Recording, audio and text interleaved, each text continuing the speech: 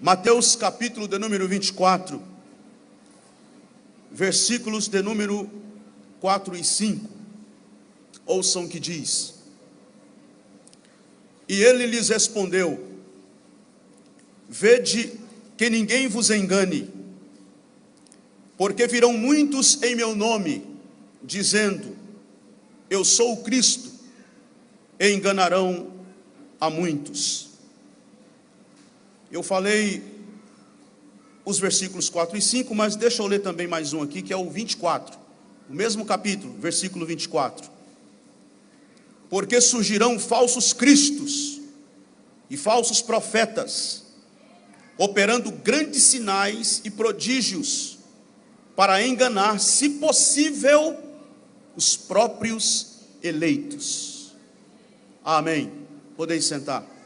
Queridos, eu serei breve aqui na minha palavra, mas eu quero começar a minha mensagem nesta noite com a seguinte pergunta: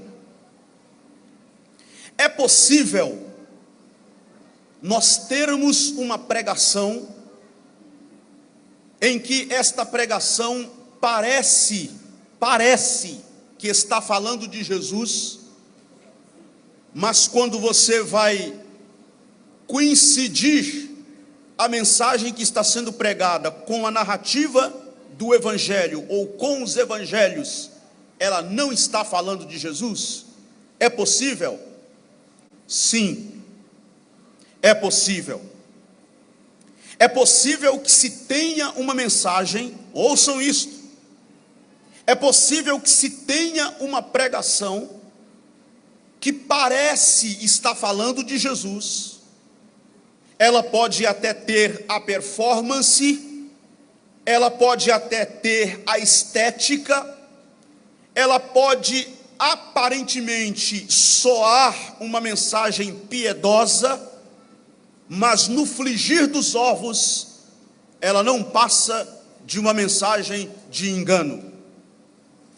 É preciso muito cuidado, e é preciso prestar muita atenção, porque é possível que nos púlpitos de algumas igrejas tidas evangélicas neste país, alguns líderes religiosos, alguns pastores, alguns pregadores estão equivocados com a pregação do Evangelho, a ponto de estarem falando de outra pessoa que não é o Cristo ressurreto, que não é o Cristo apresentado nas páginas do Evangelho.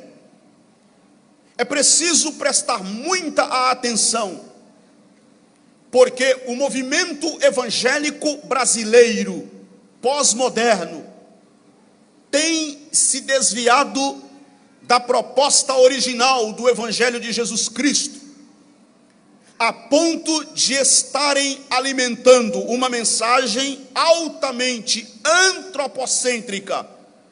Você sabe que uma mensagem antropocêntrica é o inverso, é o contrário de uma mensagem cristocêntrica.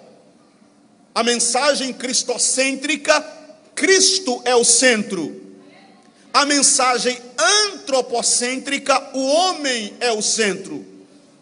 E nós temos visto em larga escala, neste país, no nosso Brasil, no movimento evangélico brasileiro, uma mensagem absolutamente carregada de antropocentrismo. O homem é o centro. Não é à toa que nós também temos presenciado em larga escala que grande parte dos cânticos que nós estamos cantando em nossos cultos, não se ofendam e não se sintam em desconforto, mas eu preciso dizer, grande parte dos cânticos que estamos cantando em nossos cultos, grande parte dos hinos que estamos entoando em nossas reuniões, não são cristocêntricos.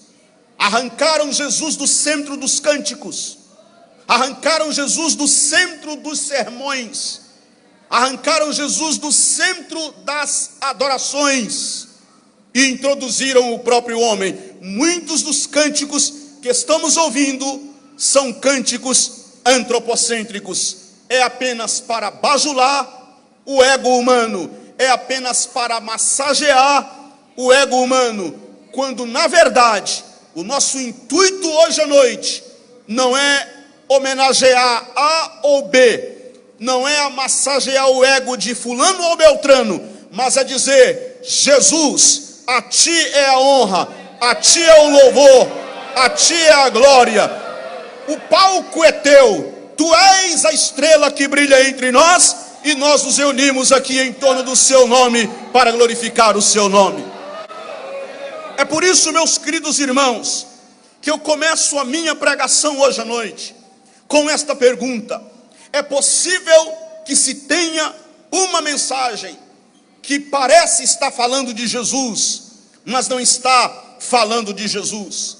E eu quero dizer a todos os senhores e senhoras presentes aqui hoje à noite, que a mensagem de Jesus ainda é a mais bela e a mais encantadora mensagem que pode ser anunciada à humanidade. A mensagem de Jesus ainda é a mais nobre mensagem, a mais célebre mensagem que pode soar nos ouvidos e chegar ao coração de qualquer homem e de qualquer mulher. Falar de Jesus, depois de mais de 2000 anos desde que ele andou aqui, ainda causa empolgação, ainda traz entusiasmo, ainda traz encantamento no coração, na alma e no espírito de quem prega. Por que eu digo isto? Porque apesar de Jesus ter nascido há mais de 2000 anos antes de nós, nasceu em Belém, todos vocês sabem, nasceu numa precária manjedoura. Ele foi criado em Nazaré, que embora a Bíblia chama cidade de Nazaré, mas Nazaré nos dias de Jesus não passava de um precário vilarejo que, segundo alguns pesquisadores, não tinha mais do que 90 casas, a cidade de Nazaré.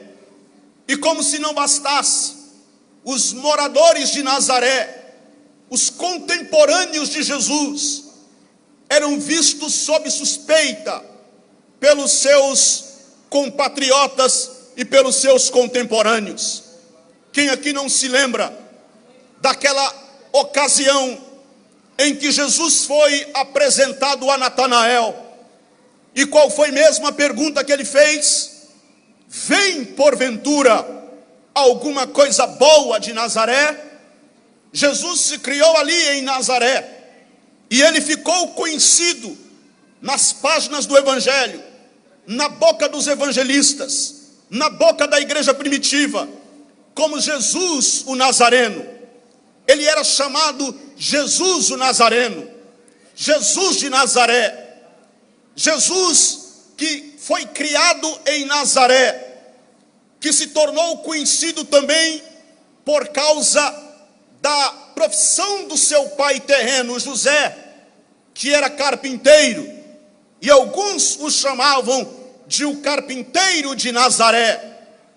Ele que começou o seu ministério aos 30 anos, quando foi batizado no Rio Jordão, foi guiado pelo Espírito ao deserto, foi tentado pelo diabo, venceu as tentações. Ele que, ao começar o ministério, não nomeou as elites religiosas do seu tempo, não nomeou escribas, fariseus, saduceus, os mais importantes homens da religião e da tradição judaica dos seus dias. Pelo contrário, ele passou às margens do mar da Galileia, onde estavam rústicos pescadores, semi-analfabetos, lançando as redes para pescar, E ele então faz um convite inusitado: deixem tudo e me acompanhem, segue-me. E eles abandonaram redes, barcos, pescas e seguiram a Jesus. Ele que passou num guichê, na porta de um guichê, onde tinha lá um cobrador de imposto, um coletor de imposto, que Jesus disse: segue-me. E ele largou o guichê, largou a bilheteria ali onde cobrava os impostos e passou a seguir a Jesus de Nazaré. Eu me pergunto, o que tinha Jesus? Qual era a sua mensagem? O que tem ele de espetacular, de extraordinário, de tão belo, de tão maravilhoso, que basta um convite, vem, e as pessoas deixam tudo e seguem-o?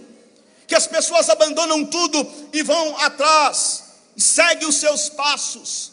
Jesus de Nazaré, que ele, apesar de ter viajado quilômetros e mais quilômetros a pé, na sua fase adulta, na execução do seu ministério, mas nunca saiu do seu país de origem.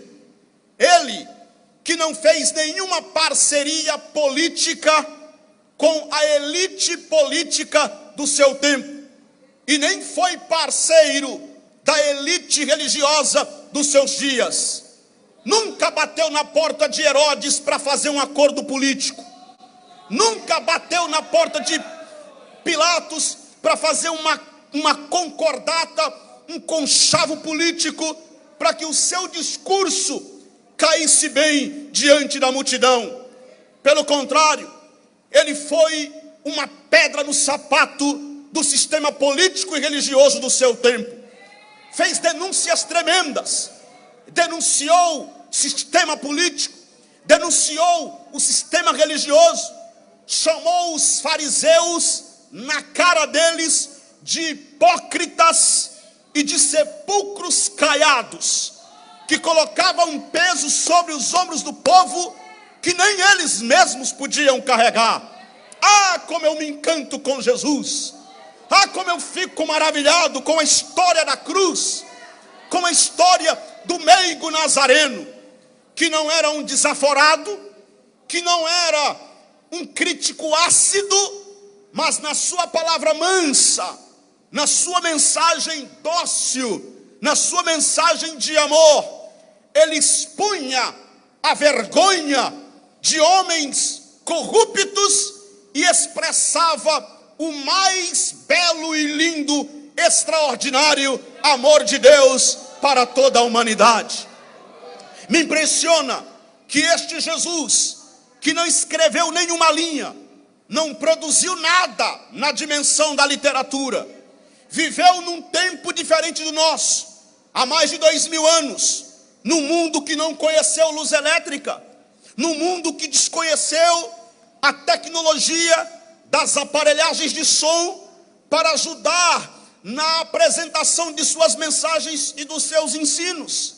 Ele que foi criado em um contexto que não conheceu o mundo cibernético, esta explosão das mídias sociais e da internet que nós experimentamos hoje no ambiente pós-moderno. Há mais de 2000 anos ele viveu. E sabe o que me encanta em Jesus? Sabe o que me impressiona em Jesus? Ele varou décadas, séculos e milênios. E depois de mais de 2000 anos, não há, nos anais da história, não há nenhum homem, nenhuma mulher que seja mais impressionante do que Jesus Cristo de Nazaré. Não há ninguém que seja mais belo, que seja mais encantador, que seja mais admirado, que seja mais aplaudido, que seja mais reverenciado, que seja mais adorado do que Jesus Cristo de Nazaré. Por que eu fico encantado com Jesus Cristo Nazareno? Porque não há nenhum homem na história que possa ser comparado a ele. Ele é incomparável, ele é inigualável, ele é sem comparação. Ninguém, nenhum grande vulto da história pode se assemelhar a Jesus de Nazaré. Por exemplo, nós apreciamos a inventividade de Thomas Edison, a bravura de Tiradentes, a justiça de Abraham Lincoln, a sabedoria de Salomão, mas um rei tremeu, profecias se cumpriram, os anjos celebraram e cantarolaram nas caladas da madrugada, enquanto todos dormiam e anunciavam o seu nascimento. O inferno estremeceu e a história dividiu-se em duas partes, desde que Deus se fez carne e habitou entre nós. Jesus é sem comparação, Jesus é sem igual, porque ele foi o único na história que dividiu a história entre o antes e o depois. Qualquer livro que você for ler, jovens universitários, jovens estudiosos, irmãos e irmãs de faculdade, vocês que gostam da leitura, ouçam, qualquer livro que você for ler, seja de teologia, filosofia, sociologia, história, geografia, seja até de matemática, de física quântica, qualquer livro que você for ler, qualquer artigo acadêmico, qualquer revista científica que você for ler, seja o texto produzido por um teólogo, sociólogo, filósofo ou mesmo um ateu, mas sempre que se referirem a qualquer evento que foi antes dele, eles vão colocar a sigla AC, antes de Cristo. Depois dele, se foi depois, DC, depois de Cristo. Não há nenhum vulto na história que foi mais impressionante, mais encantador e que rachou a história, dividiu a história entre o antes e o depois, do que Jesus Cristo Nazareno. É encantadora a mensagem de Jesus, porque homens se levantaram na história e tentaram desmoralizar o meu Cristo, tentaram desmoralizar o meu Jesus. Eu posso citar para vocês aqui a frase de Karl Marx, quando ele disse: a religião é o ópio do povo, num ataque frontal ao cristianismo, querendo dizer ou comparar que a religião, mais precisamente o cristianismo, funcionava como espécie de um narcótico, algo viciante, e que alienia as pessoas, e que vicia as pessoas, e que as pessoas dependem disso. Eu posso mencionar para vocês aqui ainda a fala de John Lennon, que era um cantor famoso, de uma banda famosa, vocalista de uma banda famosa da Inglaterra, os Beatles, e ele disse: nós teremos mais seguidores do que Jesus Cristo, seremos mais famosos, mais populares, e teremos mais admiradores do que teve Jesus Cristo. E por que não citar ainda Voltaire, o grande pensador francês, que teve a audácia de dizer: não vai 100 anos e a Bíblia vai virar uma peça de museu, e o nome de Jesus não será mais lembrado por ninguém. Há muito tempo, nem Voltaire, nem Karl Marx, nem John Lennon está entre os homens, e a Bíblia continua best-seller mundial, e o nome de Jesus, adorado no céu, invocado na terra e respeitado no inferno pelos demônios. É impressionante falar de Jesus, porque quando nós queremos ouvir bons poetas, nós podemos ler Carlos Drummond de Andrade, Olavo Bilac. Nós conhecemos oradores tremendos na história, como Martin Luther King, John Kennedy e Ronald Reagan, mas nunca se levantou um só homem que tenha falado como Jesus Cristo de Nazaré falou. Eu me impressiono com Jesus Cristo Nazareno, e é este Cristo que eu vim aqui anunciar hoje à noite, dizer a vocês que a minha pregação não está baseada, não está estritamente pautada em cima de um personagem que fora apenas um revolucionário político, um personagem que fora apenas um médium, um personagem que fora apenas um homem com a mente iluminada do seu tempo. Não é disso que eu estou falando. Eu não estou falando aqui de um médium, não estou falando de um político revolucionário, não estou falando de um psicólogo avançado. Eu estou falando de Jesus Cristo, Rei dos Reis e Senhor dos Senhores. Eu estou falando do leão da tribo de Judá, o alfa e o ômega, a criança da manjedoura, o homem da Galileia. Eu não estou falando nem de Paulo, nem de Maria, nem mariolatria, nem catimbó, nem ergue, nem umbanda, nem quimbanda, nem Zoroastro, nem Orfeu, nem Buda, nem Maomé. Eu estou falando de Jesus Cristo, o Nazareno. Ele é o Senhor, Ele é o Senhor, Ele é o Senhor. Louvado para sempre seja o seu nome. Comecei a minha pregação perguntando a vocês: é possível que haja uma pregação que pareça estar falando de Jesus e na verdade não está falando de Jesus? E então eu me volto agora a vocês para dizer o seguinte: nos textos que eu li de Mateus capítulo de número 24, versículos 4 e 5, e li também o 24, foi o próprio Jesus quem avisou isto. Foi Ele quem alertou: cuidado, porque muitos virão em meu nome. Eles vão dizer: sou eu sou o Cristo. No 24 ele diz assim: vão fazer sinais e prodígios para enganar, se possível, os próprios eleitos.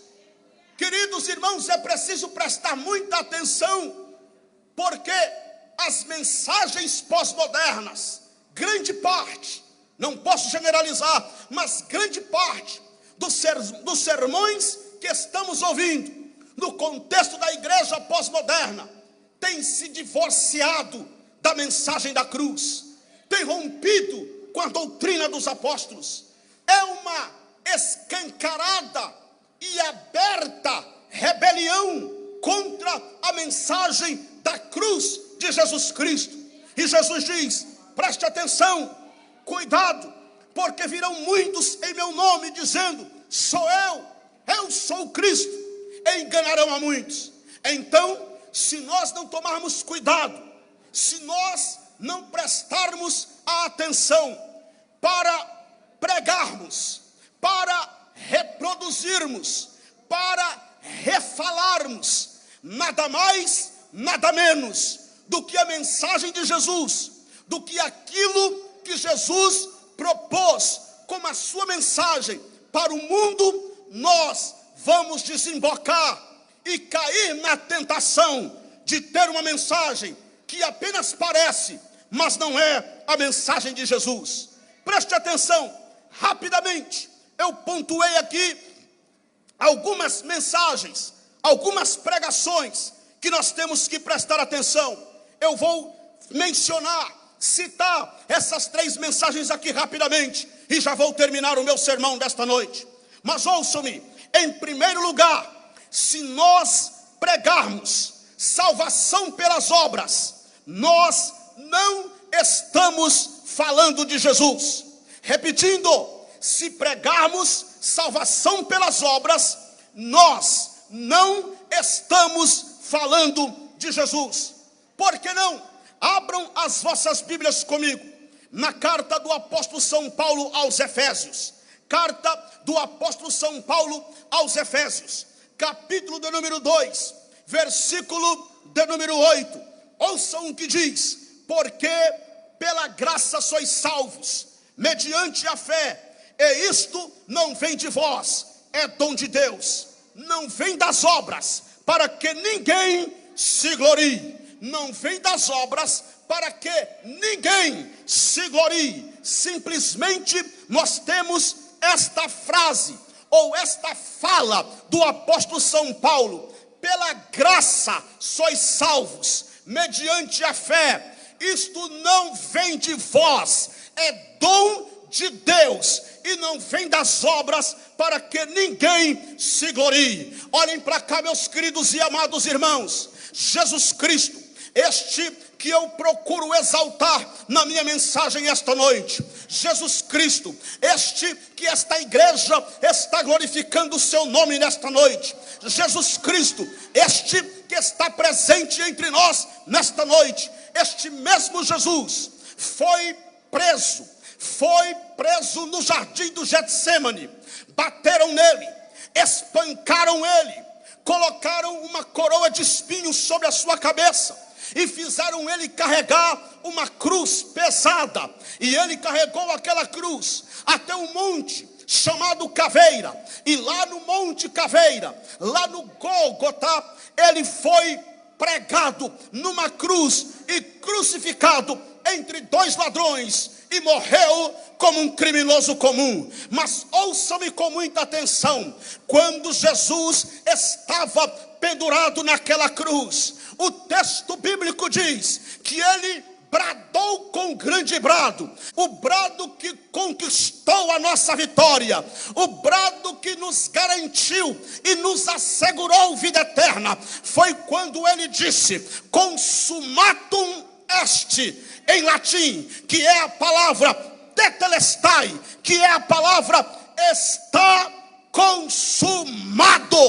Está consumado. Quando ele disse está consumado, ele estava dizendo: está feito, está pronto, está pago, está completado, está realizada. Não há mais nada a ser feito pela salvação da humanidade. A igreja hoje pode bater no peito. Hoje nós podemos levantar as mãos e dizer: livres, finalmente livres. Nós podemos bater no peito e garantir com toda a força da nossa alma, bater no peito e dizer: eu sou salvo. E por que eu sou salvo? E por que eu posso bater no peito e garantir: eu sou salvo? Porque eu tenho os olhos azuis? Não. Porque a conta bancária está recheada? Não. Porque eu tenho cacife diante de Deus? Não. Porque eu tenho méritos diante de Deus? Não. Por que eu posso dizer: eu sou salvo? Porque Cristo na cruz do Calvário derramou o seu sangue e nos comprou e nos constituiu sacerdotes diante de Deus. Quando ele disse está consumado, o véu do santuário rasgou-se de alto para baixo, e quando o véu rasgou-se de alto para baixo, caiu a parede de separação, ficou livre o acesso à presença de Deus. Agora eu não preciso de nenhum ritual religioso que queira servir de intermediação para intermediar a minha relação com Deus. Eu não preciso de lenço ungido, eu não preciso de copo com água em cima do rádio, eu não preciso de vela amarela, vela vermelha, vela cor-de-rosa ou vela de 7 dias, eu não preciso de ferradura atrás da porta, nem galho de arruda atrás da orelha, eu não preciso subir escada de joelho, nem jogar água no cruzeiro, eu não preciso de papa, eu não preciso do pastor, eu não preciso do apóstolo, eu não preciso do bispo, porque Cristo garantiu minha vitória. Eu fui comprado pelo sangue de Cristo derramado na cruz do Calvário.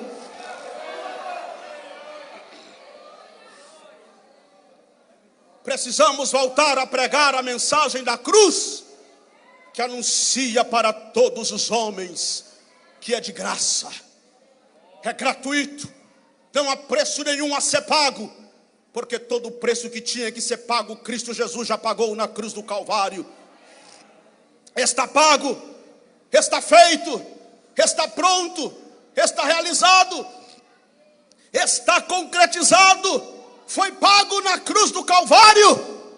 Se pregarmos salvação pelas obras, nós não estamos falando de Jesus. Por que não? porque o mérito da nossa salvação é de Cristo. O mérito é dele. Foi ele quem doou a sua vida, foi ele quem derramou o seu sangue naquela cruz, foi ele quem resgatou a herança de Deus outra vez, e atou a herança de Deus outra vez com Deus, numa aliança eterna, pelo seu próprio sangue. Porque é isto que o autor da carta aos Hebreus escreve para nós. Ele disse: não foi com sangue de bodes e nem de bezerros, e eu coloco por minha conta, também não foi com sangue de gato preto nem de galinha preta, mas foi com seu próprio sangue. Ele entrou uma vez no santuário, havendo efetuado uma eterna redenção. Louvado seja o nome do Senhor.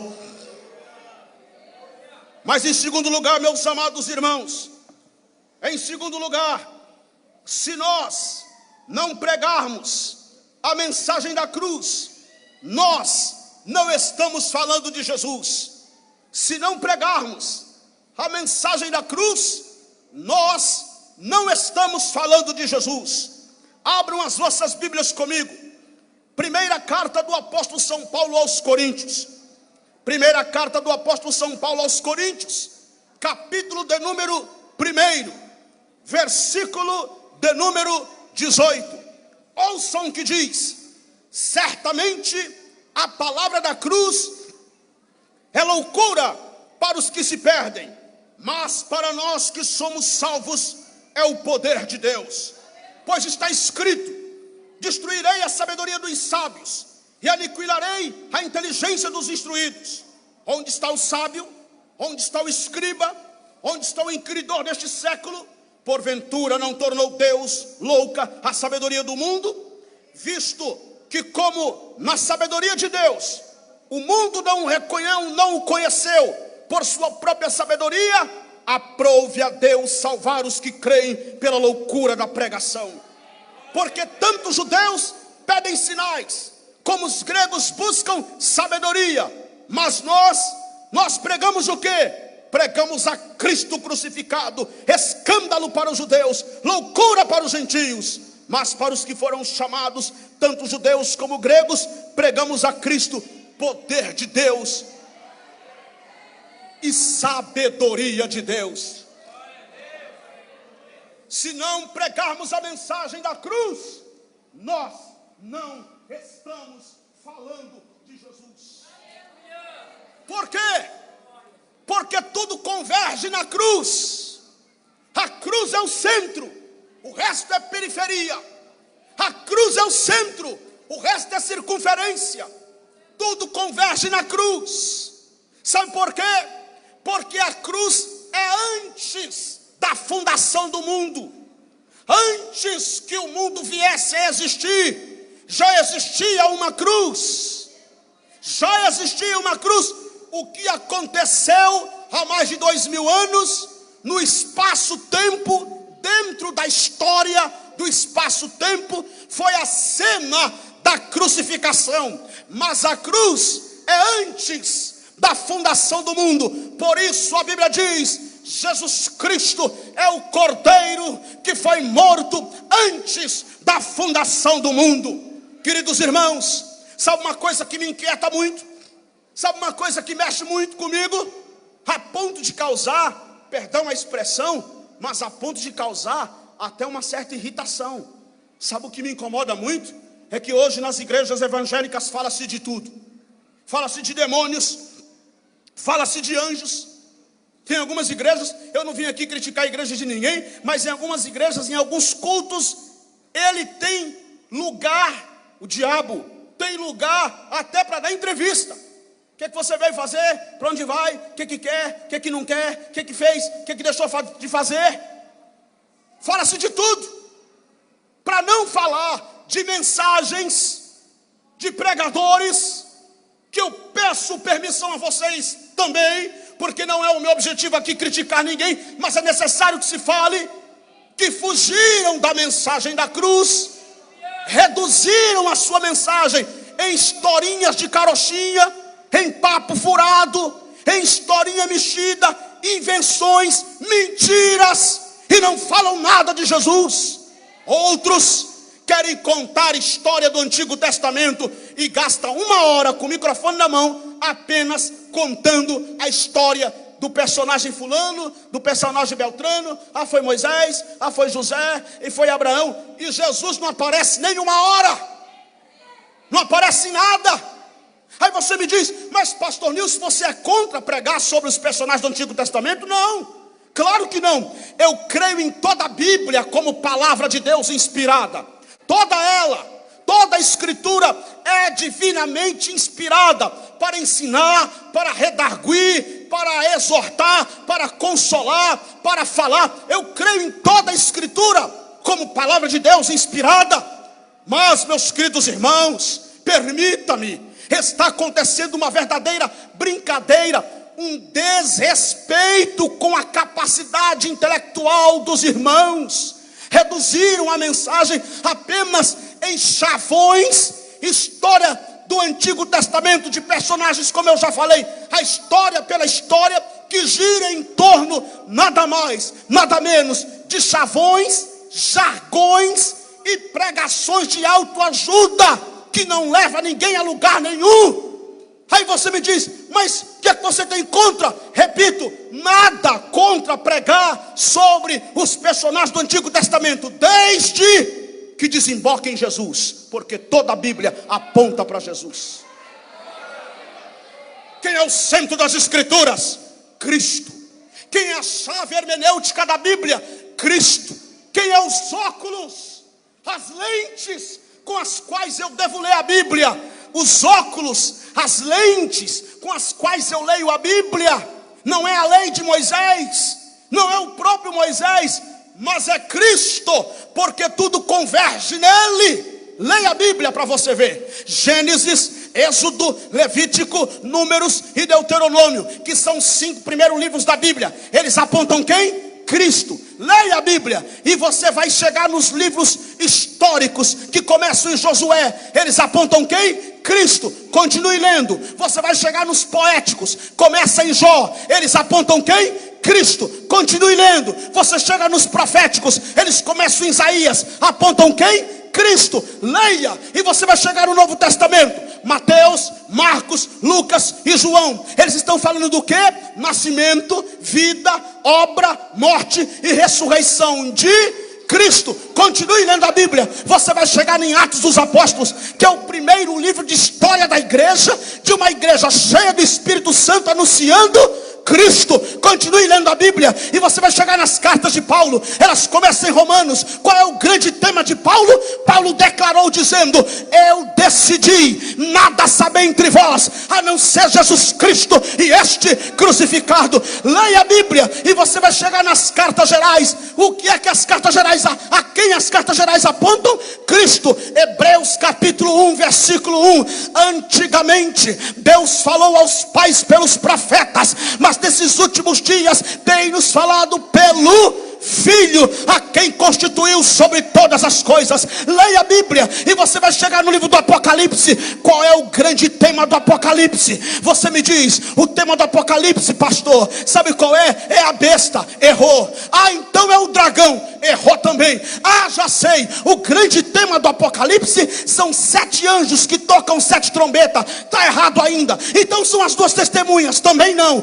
Então são 144 mil, também não. Qual é o grande tema do Apocalipse?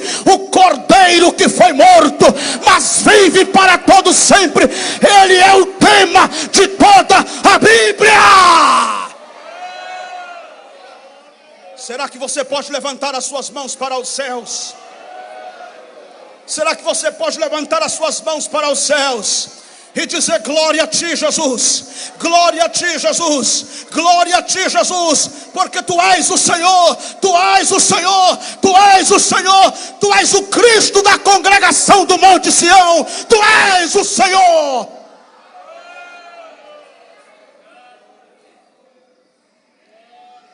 Eu gosto sempre de contar essa história. Um jovem pregador estava pregando, a sua retaguarda estava um respeitado pregador, conhecido como príncipe dos pregadores, e o nome dele era Charles Spurgeon.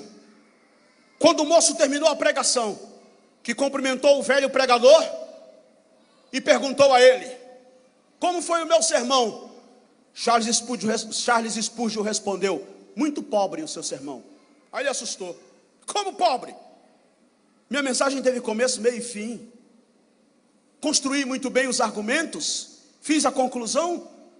Aí o Charles Spurgeon disse: sim, perfeito. Você foi perfeito na estrutura do seu sermão. Começo, meio e fim, fez a conclusão, argumentou cada ponto. Perfeito, nada a condenar. Mas você não falou de Jesus. E o rapaz olhou: mas o texto não estava falando de Jesus. O texto que eu preguei não estava falando de Jesus. E a gente não tem que falar de Jesus se o texto não está falando de Jesus. A gente tem que falar o que está no texto. E eu falei o que está no texto. E o texto não está falando de Jesus. E Charles Spurgeon olhou para o rapaz e disse: moço, você não sabe que aqui na Inglaterra, de todo o povoado, de toda a aldeia, de toda a cidade, tem uma estrada que dá em Londres? O rapaz disse: sim, eu sei.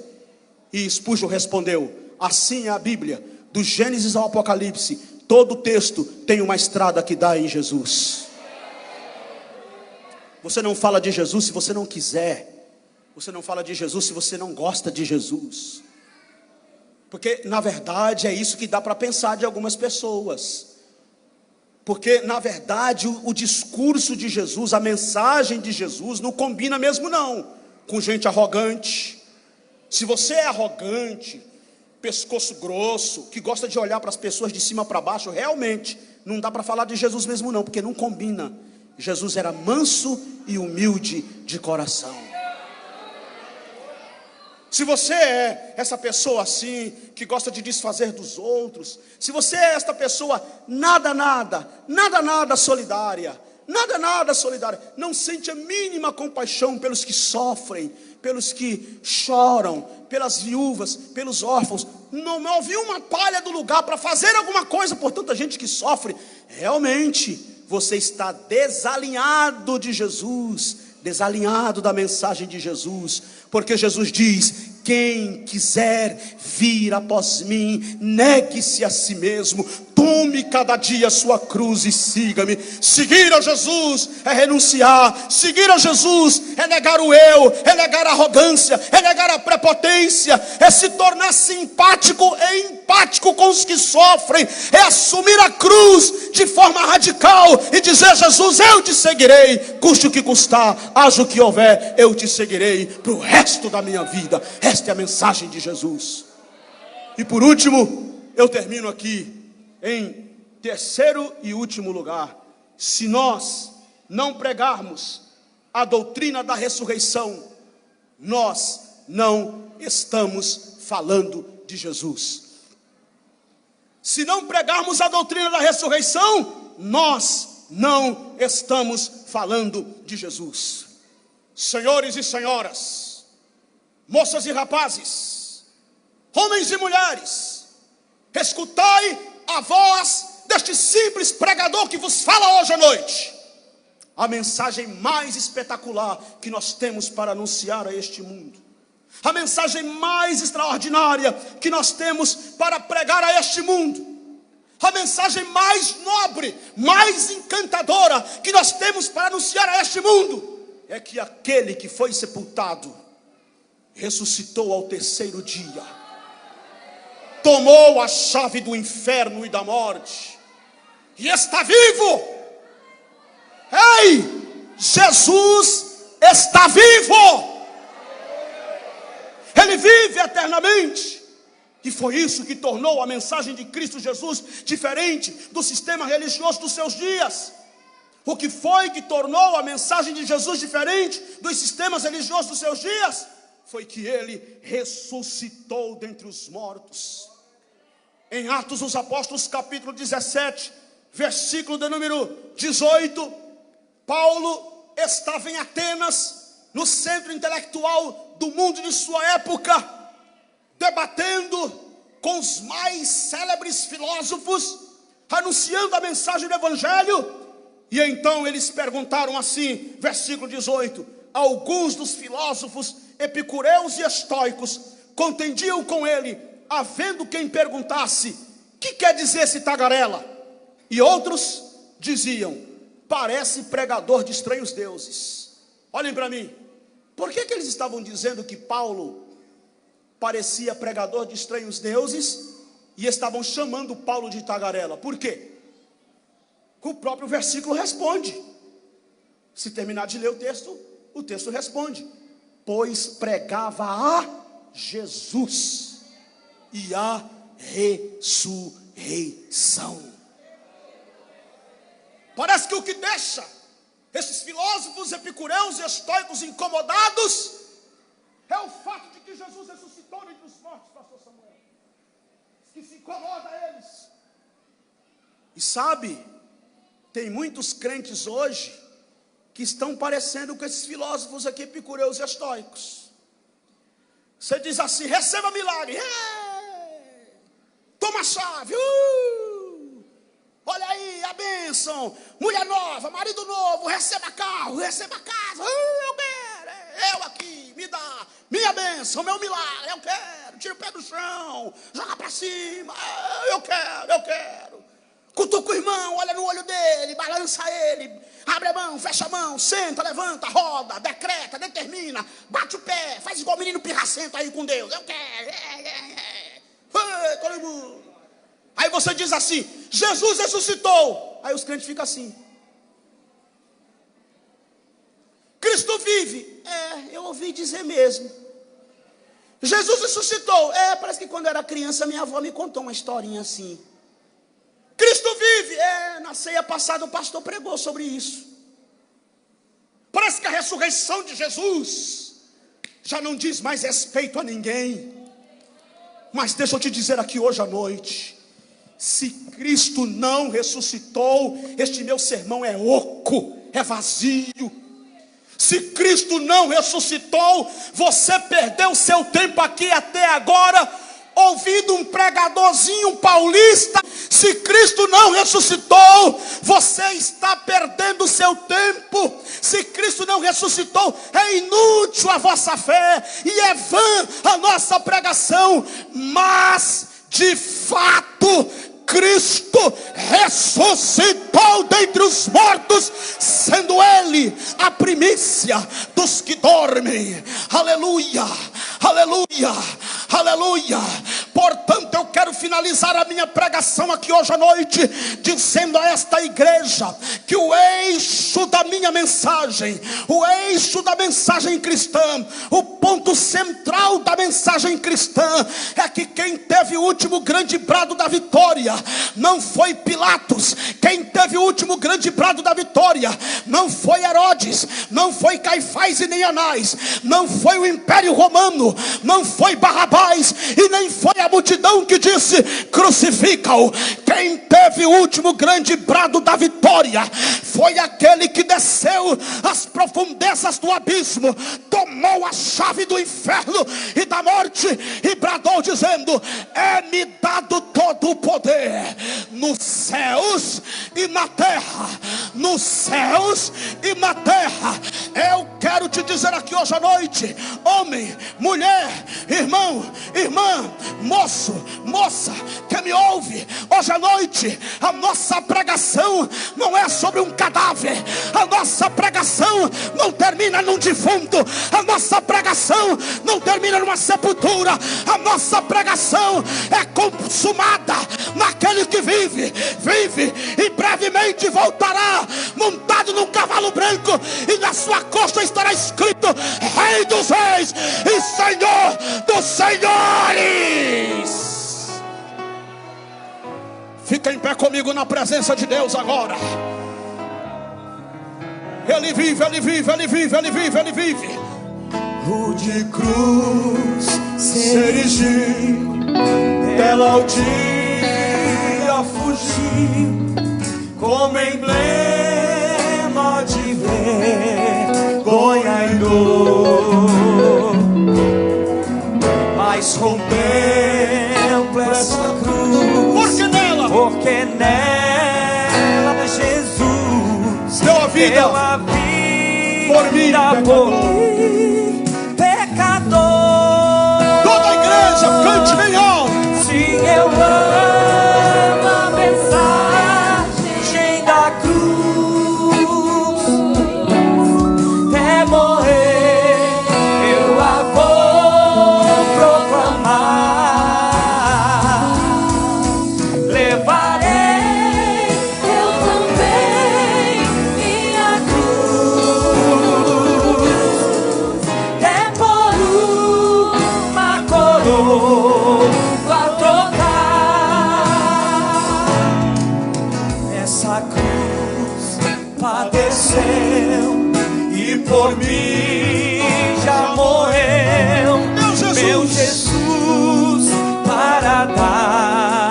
e o perdão.